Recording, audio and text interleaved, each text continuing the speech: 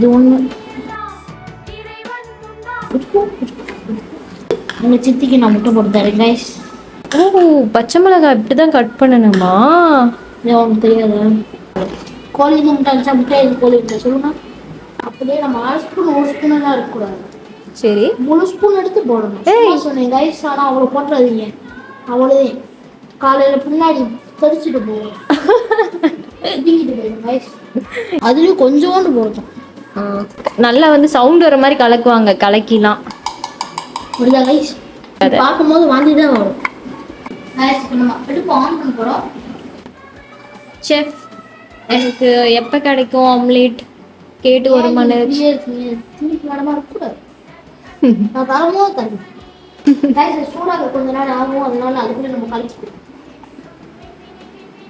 Guys. Pan சூடாக வச்சு ஊற்ற போகிறோம்.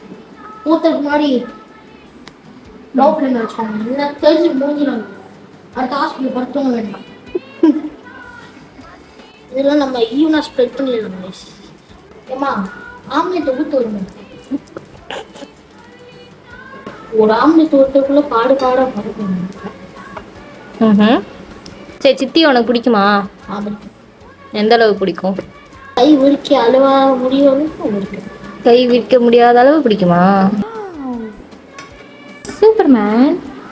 இப்படியே நம்ம கான்ஃபிடன்ட் பண்ணணும். ஏய், நல்லா வந்திருக்குடா ஆம்லேட்டு. அவ்வளோதான்.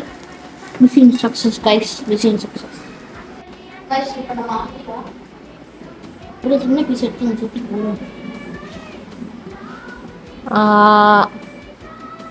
தேங்க்யூ.